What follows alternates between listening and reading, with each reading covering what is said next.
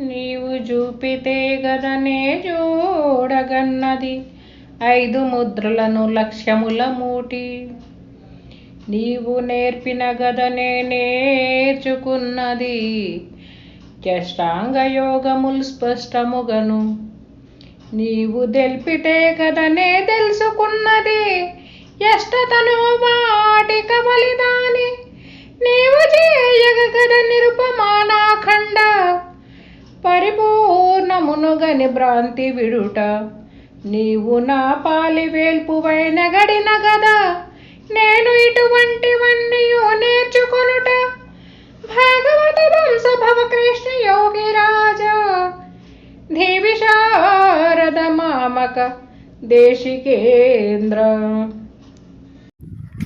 జై నిజ గురుభ్యో నమ. జై అమలాంబ సమేత అనుభవానంద రాజయోగేంద్ర ప్రభుస్వాముల వారి దివ్య చరణారవిందములకు 12 వందనములు సమర్పించుకొనుచు శ్రీమద్ భాగవత కృష్ణ దేశిక స్వాముల వారి స్తోత్రం శ్రీమతి తల్లావర్జుల జాలమాంబ గారిచే భక్తిపూర్వకముగా చేయబడిన శీసపద్యములు. ఈరోజు మనం 9వ పద్యాన్ని ముచ్చటించుకుంటూ ఉన్నాం. ఈ పద్యంలో జాలమాంబ గారు తన గురువు గారైనటువంటి భాగవత కృష్ణ ప్రభు దేశికేంద్రుల వారి వద్ద ఏదైతే గ్రహించినదో ఆ విషయములను ఆశాంతము తెలియజేస్తూ ఉన్నారు. మనము జాలమాంబ పొందినటువంటి విషయాలను మన గురుదేవుల ద్వారా అలా అందుకోగలగాలి. చెప్తున్నారు మాతగారు, గురుదేవా నీవు జూపతే గదా నే చూడకన్నది 5 ముద్రలను లక్ష్యముల మూటి. నీవు నా మీద కరుణామృత దృష్టిని ప్రసరింపచేసి నాకు పంచముద్రలు వాటి యొక్క లక్ష్యాన్ని నేను దర్శించేటట్లుగా నాకు బోధించారు గురుదేవా. ఈ భూచరి అనబడేటువంటిది అంటే ధ్యానముద్ర, నాసాగ్రమణ లక్ష్యాన్ని ఉంచి చేసేటువంటిది. ఇక 2వదైనటువంటి కేచరి, భ్రూమధ్యమున దృష్టి నిలిపేటువంటి విధానం. ఇక 3వదైనటువంటి మధ్యమ, పై రెండిటికి మధ్య లక్ష్యాన్ని ఉంచి చేసేటువంటి ముద్ర.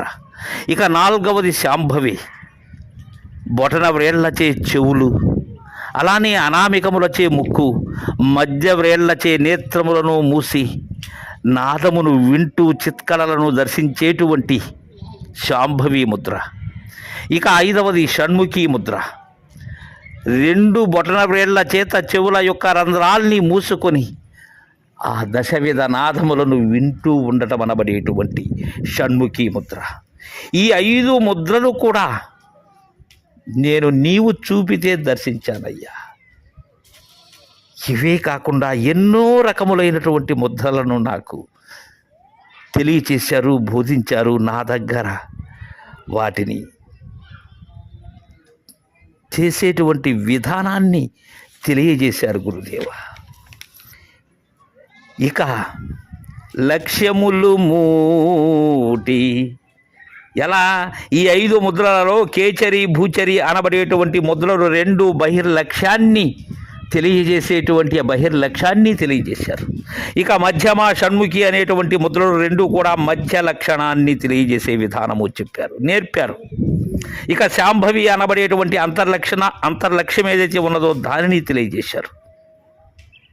ఇక్కడ బహిర్లక్ష్యము చేత ధూమము, అర్చి, నుష్టము, అలానే జ్వలిని, విస్ఫులింగిని, సుశ్రియు, స్వరూపము, కపిలము, హవ్యవహము, కవ్యవహ, అనుపది, అగ్నిమండల కళలను ఎలా దర్శించాలో తెలియజేశారు బహిర్లక్ష్యం ద్వారా. ఇక మధ్య లక్ష్యము చేత అమృత, మానద, పూష, తుష్టి, రతి, ధృతి, శశి, చంద్రియ, కాంత, జ్యోత్స్నము, ప్రీతి, అంగద, పూర్ణామృత, కామదాయని అనే 15 కళలను మధ్య లక్ష్యం చేత నేను పొందే విధానాన్ని తెలియజేశారు. ఇక అంతర్లక్ష్యం చేత తపిని తాపిని ధూమ్ర మరీచి జ్వాలిని రుచిర సుషుమ్న భోగద విశ్వబోధిని ధారిణి క్షమ అనే 12 కళలు కూడా ఈ సూర్యమండల కళలు దర్శించేటువంటి విధానాన్ని చెప్పారు. ఇలా లక్ష్యముల మూటి ఇలా నాకు నాదు బిందు కళలు నయమొప్పదూతుతూ నింద్రియముల మనము నిగురజేసి సత్కవీశ్వరుండు స్వప్రకాశాత్మ చిస్సుఖముగాంచు పరమ సులభముగను అంటారు గురుదేవ పెద్దలు. అంటే యోగనిష్ఠుడైనటువంటి జ్ఞాని చక్షు మొదలుగా కలిగినటువంటి ఇంద్రియముల యొక్క మనోబుద్ధి చిత్తహంకారముల యొక్క బాహ్య వృత్తిని గ్రహించి పై చెప్పిన రీతితో ఎవరైతే ఈ బాహ్య మధ్య అంతర్లక్ష్యములచే అభ్యాస యోగంతో ప్రణవనాథాన్ని చిద్బిందువును సూర్యచంద్రాగ్ని మండలముల కళా విశేషములు నిరంతరంగా కనుగొనే విధానాన్ని మిగుల సునాయాసంగా స్వయం ప్రకాశ స్వరూపమైనటువంటి పరమాత్మ ప్రాప్తి అనగా చిదానందాన్ని పొందవచ్చు అనబడేటువంటి విధానాన్ని నీవు చూపతే గదా నే చూడకన్నది 5 ముద్రలను లక్ష్యముల మూటి. ఇంకా స్వామి నీవు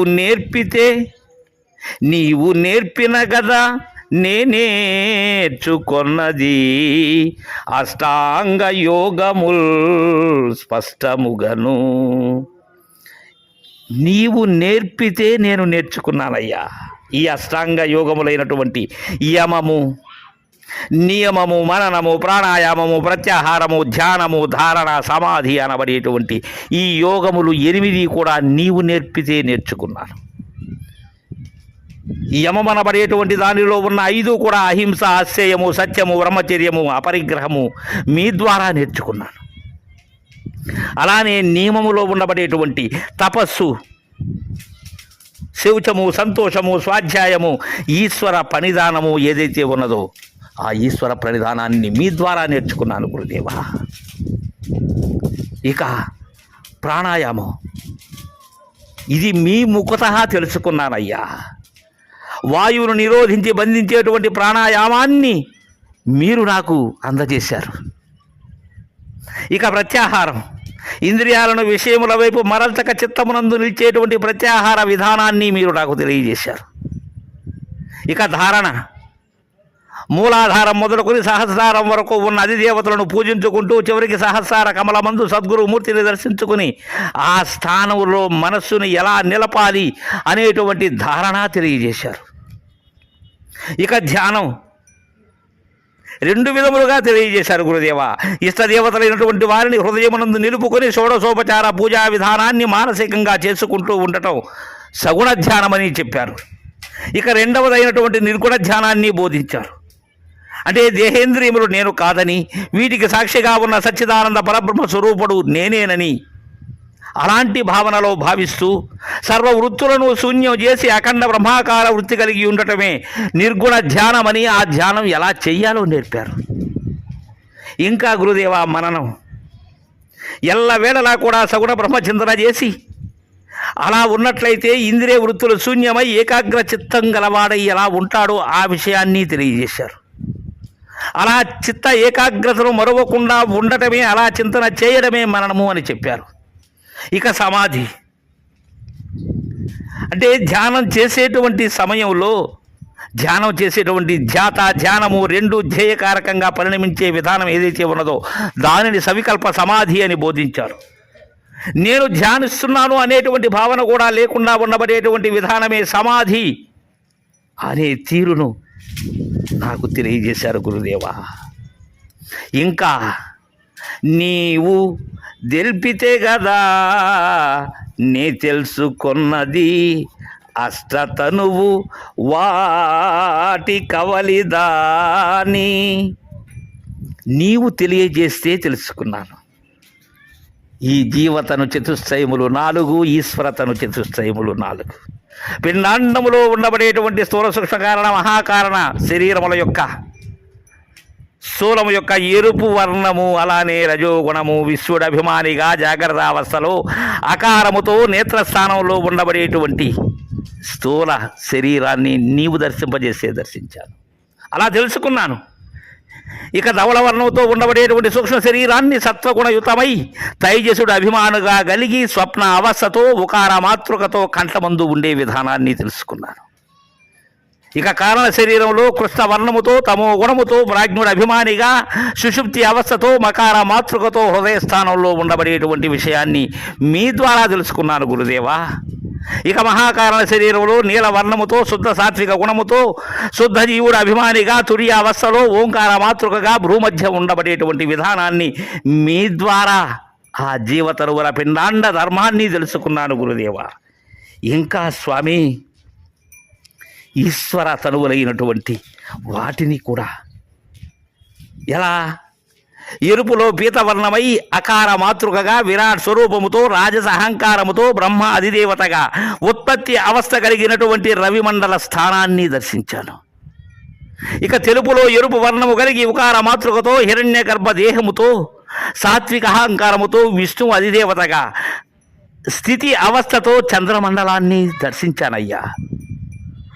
ఇక నలుపులో శ్యామల వర్ణంతో మకార మాతృకతో అవ్యాకృత శరీరముతో తామస అహంకారముతో రుద్రుడు అధిదేవతగా ప్రళయావస్థలో అగ్నిమండలాన్ని దర్శించాను.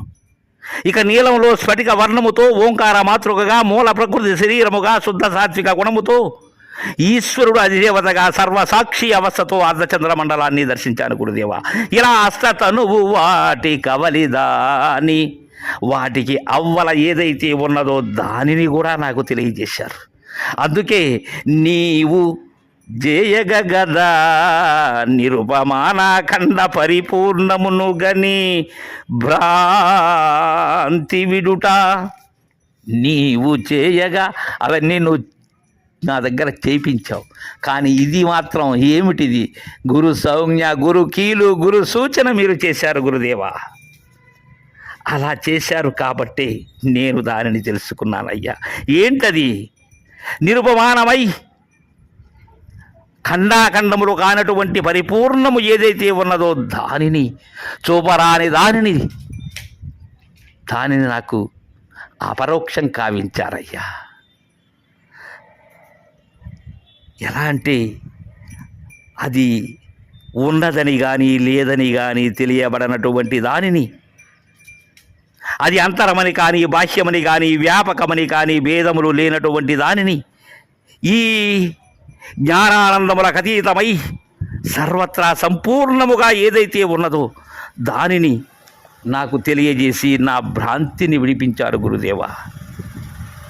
ఇవన్నీ నీవు నా పాలి వేల్పువై నెగడిన గదా, నీవు నా పాలిట దైవమై నా కోసమే అరుదించినటువంటి సద్గురు మహారాజువై నెగడిన గదా, అలా బయలుపరచినటువంటి విధానం వల్ల కదా నేను ఇన్ని తెలుసుకున్నాను గురుదేవా.